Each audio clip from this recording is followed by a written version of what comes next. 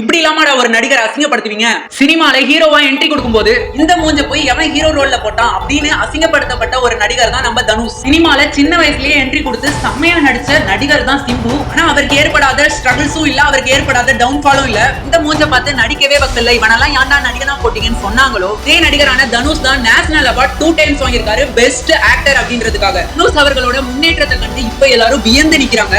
இன்னொரு பக்கத்தையும் பாத்துடலாமா? சும்மா மாசா நடந்து வர ஒரு பேர் தான் சிம்பு. சிம்பு ரொம்ப குண்டா இருக்காரு, அவரால் நடக்க கூட முடியல, அவரால் எப்படி ஓட முடியும்னு ரொம்ப கிண்டல் பண்ணி கலாய்ச்சாங்க. அவரோட கெரியரே முடிஞ்சிருச்சு அவ்வளவுதான்னு சொன்னாங்க. நம்ம எல்லாம் குறைச்சி மாநாடு படத்துல மாசா அவருடைய கம்பேக்கா கொடுத்தாரு. அதுக்கப்புறம் திரும்பியும் டவுன்ஃபால் ஆனாரு, திரும்பியும் கிண்டல் பண்ண ஆரம்பிச்சாங்க.